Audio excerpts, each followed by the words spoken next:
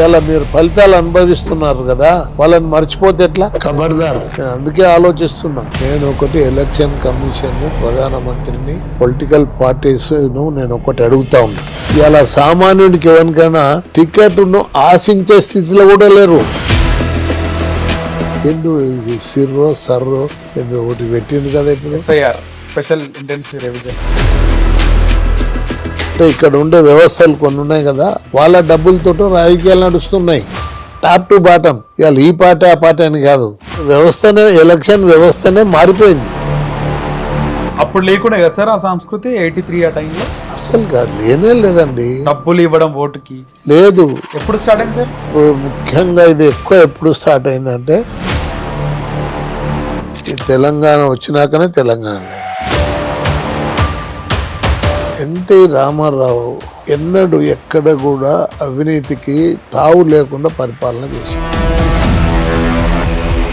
14 ఏళ్ళు ప్రజలకు సేవ చేసి ఒక పేదల డాక్టర్ అనిపించుకొని ఒక్కనాడు నేను చేయి దాపి ఇంత డబ్బు ఇవ్వమని ఏ కేసుకు నేను అడగలేదు. కోట్ల రూపాయలు ఏంటి కోసం పెడుతున్నాడు? కోట్లు, 100 కోట్లు ఏంటికి? అరే సర్పంచ్కి అయిందా? ఇప్పుడు వార్డు మెంబర్కు ఖర్చు చూడండి, భయం అవుతుంది. పాపం నాకైతే బాధేసింది ఆ రోజు ఆయన చనిపోయినాడు. సార్ చాలా మంది ఎమ్మెల్యేలు ఎన్టీఆర్ గారికి సపోర్ట్ విరమించుకున్న ఇన్సిడెంట్ లో అసలు ఏం జరిగింది సార్? ముందు నేను నా మీద ఉన్న కేసులు తెలుగుదేశంలో ఇంతవరకు ఎవరి మీద లేవు. రైతులు చాలా బీభత్సంగా వాళ్ళ జీవితాలు ఉంటుండే. నాకు ఒకటే సంకల్పం ఉంటుండే, ఏంటంటే 29 ఉద్యమం మహా ఉద్యమం. అప్పుడేమో పోలింగ్ ఫైరింగ్ లెక్క అయింది, ఇప్పుడేమో ఆత్మ బలిదానాలు. 100, 500, 1200 పైన ఆత్మ బలిదానాలు చేసుకోవడం అంటే. కాంగ్రెస్ ఇవ్వకపోతే బీజేపీ ఇస్తుండేనా సార్ తెలంగాణ? ఒక్క మాట మాట్లాడిండు, నా భవిష్యత్తు కథమైపోయింది. ఒక దిక్కేమో దోచుకుంటున్నాడు. ఆ దోపిడీ ఆపండి. దోపిడీ ఆపిన మీద నేను చెప్తాను, క్రిమినల్ కేసులు నేను మీరు పెడతారా, నన్ను పెట్టమంటారా అని చెప్పి కూడా నేను ప్రశ్నిస్తాను. దేవేందర్ గౌడ్ పార్టీ నుంచి బయటకు పోయినప్పుడు చంద్రబాబు గారికి మీకు జరిగిన కన్వర్జేషన్ ఏంటి సార్? ఏం మాట్లాడినారు? ఇలా ఆయన మర్చిపోతున్నారు దేవేందర్ గౌడ్ని. అవును కదా, ఇప్పుడు ఎవరు ఆయన పేరు ఎవరు తీస్తుండ్రా? నేనేం టికెట్ ఇవ్వనందుకు బాధలేదు, ఏ కారణంతో ఇవ్వలేదు అది ఒక మాట చెప్పండి నేను. అంటే నమస్తే, వెల్కమ్ టు హిట్ టీవీ. నేను నరేష్. ఉమ్మడి ఆంధ్రప్రదేశ్లో తెలుగుదేశం పార్టీ అంటే ఒక చంద్రబాబు నాయుడు, దేవేందర్ గౌడ్, నాగం జనార్దన్ రెడ్డి, ఆ తర్వాత ఎర్రబల్లి దయాకర్ రావు, మోత్కుపల్లి నరసింహులు, తెలంగాణలో చూసుకుంటే కడియం శ్రీహరి, వీళ్ళు కనబడుతుండే. నాగం జనార్దన్ రెడ్డి తెలుగుదేశం పార్టీలో ఒక ఊపిన నాయకుడు. ఆయన అన్నగారి పిలుపు మేరకు రాజకీయాల్లోకి వచ్చి ఎమ్మెల్యేగా 2 దఫాలు మంత్రిగా చేసిన నాగం జనార్దన్ రెడ్డి గారు ఈరోజు మనతో పాటు ఉన్నారు. మాట్లాడదాం. సార్ నమస్తే. సార్ నమస్కారం. ఎట్లున్నారు సార్? బాగున్నారా? బాగానే ఉన్నాను, ఆరోగ్యం పర్మిట్ చేస్తుంది. రైట్. సో మాకు హిట్ టీవీకి ఇంటర్వ్యూ ఇచ్చినారు సార్, థ్యాంక్ యూ, ధన్యవాదాలు sir. Thank you sir. Thank you for me. Right sir, Nagam Janardhan Reddy అంటే ఒక రికార్డ్ సార్. ఇప్పుడు తలలు పడిన రాజకీయ నాయకులు అందరు కూడా ప్రతిరోజు చూసే నాయకుడు. ప్రతిరోజు ఏదో ఒక అంశం మీద మాట్లాడి అప్పుడు టీవీలో మీరు కనబడడం, మీ హెడ్లైన్స్ ఏవో కూడా కనబడుతుంది మేము చూసినప్పటికి కూడా. అంతకంటే ముందు కూడా మీరు మంత్రిగా చేసినారు. ఫస్ట్ నుంచి మీరు రాజకీయాల్లోకి ఎలా ఎంట్రీ ఇచ్చినారు? ఒక నేపథ్యం చూసుకుంటే మేము మా బంధువుల దాంట్లో కానీ సమితి ప్రెసిడెంట్లు, మా మామగారు, అది ఇది కొద్దిగా రాజకీయంగా కొద్దిగా వాసన ఉన్నది ఫ్యామిలీలో. అటువంటిది ఎన్టీ రామారావు గారు పార్టీ 29th మార్చ్ పార్టీ పెట్టినాడు, పత్రికల్లో వచ్చింది. 28th మార్చికి వస్తే ఇట్లా 29th మార్చికి ఎన్టీ రామారావు పార్టీ పెడుతున్నారంటే ఆ సమావేశానికి వచ్చినాం ఇక్కడ. ఓకే, పేపర్లో చూసి వచ్చినారు. పేపర్లో చూసి వచ్చినాం. ఓకే. వచ్చి దాంట్లో జాయిన్ అయినాం. అప్పుడే పేరు పెట్టిండ్రు. నిజాం కాలేజ్ గ్రౌండ్లో ఓ పెద్ద సభ పెట్టిండ్రు. ఆ సభకు లారీలతోటి జనం వచ్చిండ్రు ఆ రోజు. పార్టీ పెట్టిన రోజే సభనా సార్? అప్పుడేనా? Third day. Third day. Okay. Launching అంతా ఎమ్మెల్యే క్వార్టర్స్ లో అయింది పార్టీ లాంచ్. ఎమ్మెల్యే అంటే ఎమ్మెల్యే క్వార్టర్స్లోనే ఆ ల్యాండ్లోనే అయింది okay launch. First okay. 29th. ఎప్పుడుండే సార్ పరిస్థితి? అప్పుడు ఎట్లుండే పరిస్థితి? March 29th. ఎన్టీ రామారావు వచ్చిందంటే నేను నాగరికంలో మీటింగ్ పెట్టినాను. పుట్టిగా మీటింగ్, ఎన్టీ రామారావు గారి మీటింగ్. మాకు ఏడ డయాసిస్ కూడా లేకపోతే ఓ సావుకారుల ఇల్లు, మార్కెట్లో ఓ సావుకారుల ఇల్లు, స్కూల్ గ్రౌండ్ ఇట్లుంటే ఇల్లు ఇట్లుంటాయి కదా వాళ్ళవి. అవును సార్. ఇల్లు కొద్దిగా ప్రశాంతంగా అంటే మంచిగా విశాలంగా ఉండి మంచిగా ఉంటే అక్కడనే పెట్టినా. ఓకే. అక్కడ గ్రౌండ్లో జనం. ఓకే. పండుగ, దీపావళి పండుగ. ఎన్టీఆర్ వస్తే ఆయన వచ్చినాడు దీపావళి పండుగ. ఎన్టీఆర్ గారు వచ్చిన రోజు దీపావళి పండుగ.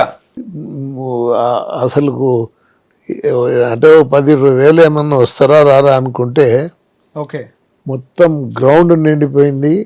60-70 మందితోటి మొత్తం రోడ్లన్నీ నిండిపోయినాయి. ఇడికి మేము అంటే ఇట్లా ఉంటుంది కదా, మిద్దె మీదకి ఎక్కడానికి వీలు లేకుండా పోయింది. ఇంకా అటు ఇట్లా చేసి మేము ఎక్కినాం. నా అధ్యక్షతనే సభ అయింది.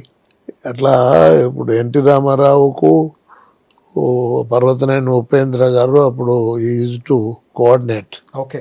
మొత్తం ఆయనే చూసిందా సార్? లగడపాటి రాజగోపాల్ మామ చేసేవాడు. చాలా అంటే మంచి వ్యక్తి చేసేవాడు. అప్పుడు మన తెలంగాణలో ఇవన్నీ లేవు. తెలంగాణ అది ఇది అనేది లేదు. ఓకే. అంటే ఒక తెలుగుదేశం వచ్చినాక అంటే నిజంగా చెప్పాలంటే తెలంగాణలోనే ప్రజలు ఆ పార్టీకి ఆదరణ ఎక్కువ లభించింది. ఓకే. తెలంగాణ ప్రాంతంలోనే ఎక్కువ ఆదరణ, ఎక్కువ మంచిగా ఉన్నది. ఎందుకు మమ్మల్ని ఎన్నిసార్లు గెలిపించారు? కంచుకోట కదా సార్ తెలంగాణలో టీడీపీకి? కంచుకోటనే. మొన్న తెలంగాణలో కాంగ్రెస్ గెలిచే వరకు కూడా ఎప్పుడు మెజారిటీ సీట్లు రాలే అంట కాంగ్రెస్ కి తెలంగాణలో. ఎప్పుడు రాలే. మన కూడా బొటాబొట్టి మెజారిటీ కదా ఈడ వచ్చింది. ఓకే. నార్గాన్లో 30 ఏళ్ళు దాన్ని దొక్కి పెట్టింటి నేను. మళ్ళీ నేను దాంట్లో చేరినాక ఇప్పుడు లేచి కూర్చున్నది. మీరు కనవండి నాగర్ కర్నూలు కాంగ్రెస్ కనవండి ఉంటుండేనా సార్? అంటే ఒక పార్టీ పట్ల కమిట్మెంట్ అప్పట్లో రాజకీయ నాయకులకి. ఇప్పుడు తెలుగుదేశం అంటే మేము చాలా గౌరవంగా పార్టీని చూసుకునేది. పార్టీ మీటింగ్లు విలేజ్ లెవెల్కి వెళ్ళి, తాలూకా లెవెల్, ఒక మండల్ లెవెల్ అంతా మీటింగ్స్ ఉండేది. రెగ్యులర్గా మహానాడు జరుపుకునేది. చాలా సిస్టమేటిక్గా పార్టీని నడిపిండు ఎన్టీ రామారావు గారు కానీ, చంద్రబాబు నాయుడు గారు కానీ. ఆనాడు అందరు తల్లిలాగా భావిస్తుండే పార్టీని. పార్టీ వాజ్ అంటే సుప్రీం. ఇంకోటి ఎన్టీ రామారావు ఎన్నడూ ఎక్కడ కూడా అవినీతికి తావు లేకుండా పరిపాలన చేశాడు రామారావు గారు. ఎందుకంటే అచ్చంపేట్ల మహేంద్రనాథ్ గారి బండ్లు తిరిగేటుంటాయి కదా జీబులు. అప్పుడు మండలానికి జీబు అట్లా పెట్టుకునేది. అంతా కొన్నిసార్లు 2-3 జీబులతోటే ఎలక్షన్ అయిపోయేది. అట్లా ఆయన ఇబ్బంది పడుతున్నాడు. అంటే 10,000 రూపాయలు ఇవి వారికి ముట్ట చెప్పండి అని ఇచ్చిండు.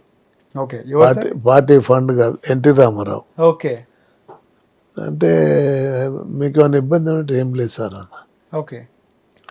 ఆయనకు నేను పోయి ఇచ్చిన అవే ఎక్కువ. చాలా సంతోషపడ్డాడు. 10 లక్షలు సార్? ఏం 10 లక్షలు ఎందుకైతాయా? ఇప్పుడు 10,000 అయినా అప్పుడున్న సంఖ్యకు ఇప్పుడున్న సంఖ్యకు ఓటర్ల సంఖ్య ఎంత పెరిగింది. ఇప్పుడు అదే ఇప్పుడు ఒక్కటే అండి. ఇప్పుడు నేను అనేది ఇది సర్రో ఏదో ఒకటి పెట్టిండ్రు కదా ఇప్పుడు, స్పెషల్ ఇంటెన్సివ్ రివిజన్. నేను ఒకటి ఎలక్షన్ కమిషన్ను, ప్రధానమంత్రిని, పొలిటికల్ పార్టీస్ను నేను ఒకటి అడుగుతా ఉన్నా.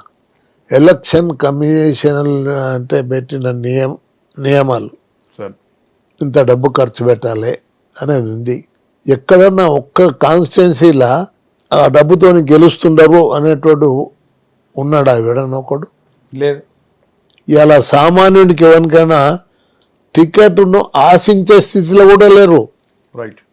ఒక మధ్యతరగతి కుటుంబీకుడు కానీ అప్పర్ మిడిల్ క్లాస్ కానీ లేదు.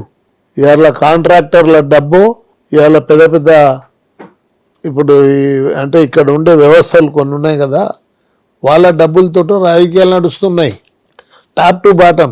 ఇవాళ ఈ పార్టీ ఆ పార్టీ అని కాదు, ఇవాళ మొత్తము అంటే వ్యవస్థనే, ఎలక్షన్ వ్యవస్థనే మారిపోయింది. రైట్.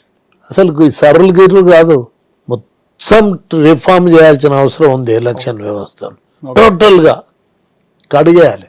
సార్ ఎందుకు పెడతారు మీరు చేతగానప్పుడు? నువ్వు ఇంప్లిమెంట్ చేసేటప్పుడు అరే రూపాయలు ఆడి ఉంటాయేమో, కానీ నేనైతే 18లో నేను చూసిన సార్ ఇంటింటికి 2500 అట్లా పెట్టి, అంటే ఓటుకు 2500 పంచుతూనే ఉన్నారు. సార్ ఇక ఎవ్వడు మేము పోతే కారులో ఇట్లా పంచుతున్నారు ఏమని నేను కారులో ఆపుకుంటూ పోతుంటే ఓకే. ఆ స్కూటీలు అవి పటాపటా పెట్టుకుంటున్నారు, 2-3 ఇండ్లు అవి తీసుకపోతున్నారు. టకా టకా టకా రేపు ఎలక్షన్ అనగా పనిచేస్తున్నారు.